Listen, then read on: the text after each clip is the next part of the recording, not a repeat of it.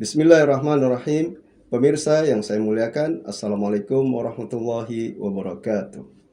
Alhamdulillahirrabbilalamin. Wassalatu wassalamu ala sayyidil mursalin Abil Qasimil Mustafa Muhammad wa ala alihi tayyibin at-tahirin wa ashabihi al-mayamin. Allah subhanahu wa ta'ala di dalam surat Al-Imran ayat 31 berfirman, A'udzubillahi minasyaitonir rajim. Qul in kuntum tuhibbunallaha fattabi'uni yuhibbukumullahu wa yaghfir lakum dzunubakum wallahu ghafurur rahim. Katakanlah, jika kamu benar-benar mencintai Allah, ikutilah aku. Niscaya Allah mengasihi dan mengampuni dosa-dosamu.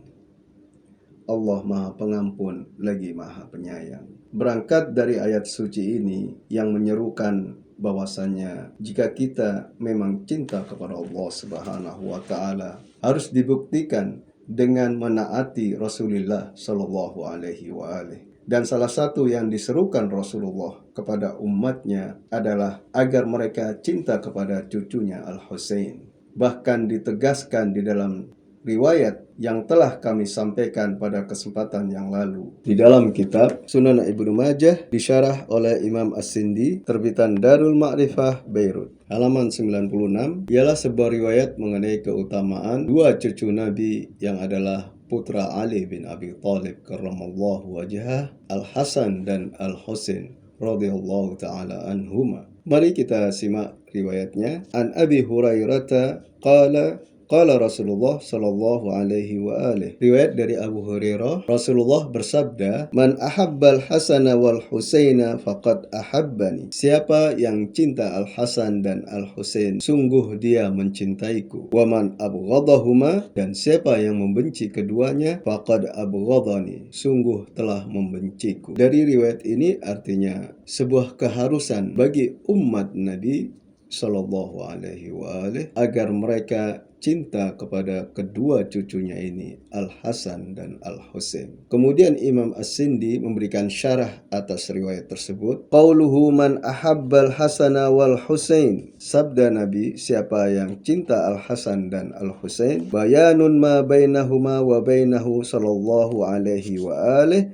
minal ittihad. Menjelaskan hubungan antara keduanya dengan Rasulullah Shallallahu alaihi wasallam, bahwa mereka adalah satu kesatuan yang tak terpisahkan satu dengan lainnya, dan kesatuan itu bisa babil juz'iyati wal kulliyati, dan kesatuan di antara mereka itu baik dikarenakan perkara yang kecil maupun perkara yang besar. Fasara hubbuhuma hubbahu, maka cinta kepada Al-Hasan dan Al-Husain adalah cinta kepada Rasulullah sallallahu alaihi wasallam. Wa bughdhuhuma bughdhahu, dan membenci keduanya adalah membenci Rasulullah. Wa hadza yadullu ala anna mahabbatahuma, demikian menunjukkan bahwa cinta kepada keduanya fardhun la yatimmul imanu biduniha, adalah kewajiban yang keimanan itu tidak akan sempurna tanpa cinta kepada Al-Hasan dan Al-Husain. Yakni kesempurnaan iman terletak pada memenuhi persyaratan, dan salah satu syaratnya adalah cinta kepada dua cucu Nabi, Al-Hasan Al-Husain radhiyallahu ta'ala anhuma. Daruratan anna mahabbatahu kadzalik, sebagai sebuah kepastian bahwa cinta kepada Rasulullah Shallallahu alaihi wasallam pun merupakan kewajiban bagi umatnya. Imam As-Sindi menambahkan, wa fi zawaidi isnaduhu sahihun, dalam kitab Az-Zawaid sanad riwayat tersebut adalah sahih. Rijaluhu thiqatun, dan para perawinya adalah orang-orang yang terpercaya. Lantas bagaimana dengan umat yang membunuh Al-Husain dan keluarganya serta para sahabatnya yang terjadi pada 14 abad yang lalu?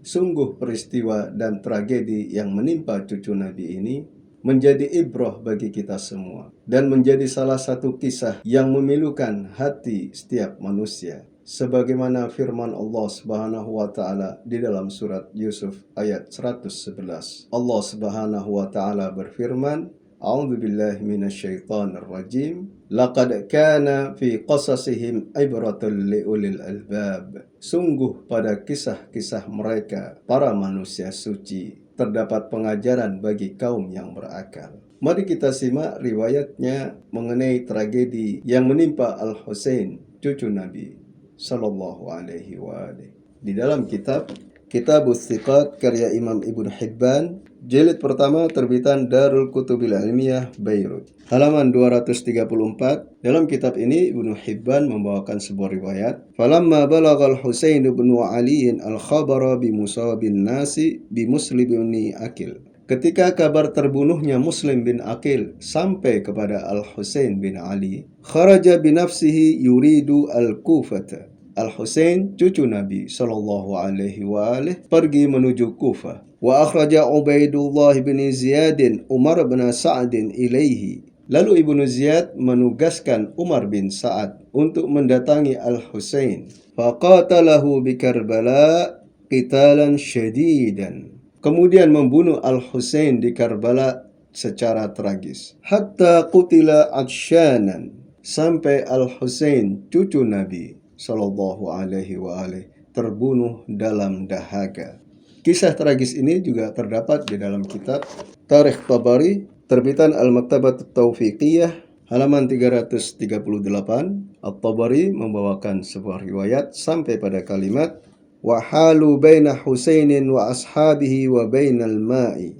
Mereka, yakni pasukan Ibnu Ziyad yang dipimpin oleh Umar bin Sa'ad, mereka menghalangi Al-Husain dan para sahabat setianya dari air, yaitu sungai Efrat, an yusqu minhu qatratan, untuk meminumnya setetes pun. Artinya Al-Husain dan para sahabatnya tidak dapat minum setetes pun dari air sungai Efrat itu. Wadhalika qabla qatlil Husaini bi thalathin.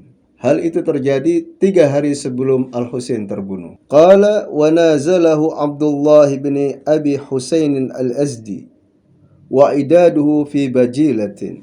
Lalu Abdullah bin Husain al-Azdi, seorang musuh beserta gerombolannya, faqala ya Husain, dia berkata, "Hai Husain, ala tanzuru ilal ma'i ka'annahu kabidus sama'i." Tidakkah kamu melihat air yang membumbung ke atas itu? Wallahi la tadhuqu minhu qatratan hatta tamuta atsyan. Demi Allah, kamu tidak akan merasakan setetes pun dari air itu sampai kau mati dalam kehausan. Demikian perlakuan umat Nabi terhadap cucu beliau. Faqala Husain. Lalu Al-Husain berkata, Allahumma qtulhu atsyan. Ya Allah, bunuhlah dia dalam kehausan. Wala taghfir lahu abadan. Dan jangan engkau ampuni dia untuk selamanya. Hal ini berarti bahwasanya Al-Husain diperlakukan dengan aniaya dan diperlakukan dengan hina. Tentunya yang demikian menyakiti hati Nabi Sallallahu Alaihi Wasallam. Qala Hamid bin Muslim, kemudian seorang perawi yang bernama Hamid bin Muslim menyampaikan, "Wallahi la'udtuhu ba'da dzalika fi maradhihi." Demi Allah, setelah kejadian itu aku menyaksikan dia, yakni pelaku kezaliman terhadap cucu Nabi Al-Husain, yang menganiaya Al-Husain cucu Nabi saat dia jatuh sakit. Fa wallahi alladzi la ilaha illa huwa, demi Allah, zat yang tiada Tuhan selainnya. Laqad ra'aituhu yashrabu hatta baghara. Aku melihatnya dia minum air tanpa ada puas-puasnya. Thumma yaqi'a, sampai dia muntah. Thumma ya'udu fayashrabu hatta yabghura fama yarwa. Kemudian dia pun berulang-ulang minum air, tetapi tidak pernah merasa puas dan kemudian muntah. Fama zala dzalika da'buhu hatta lafadha asbuhu, yakni nafsuhu.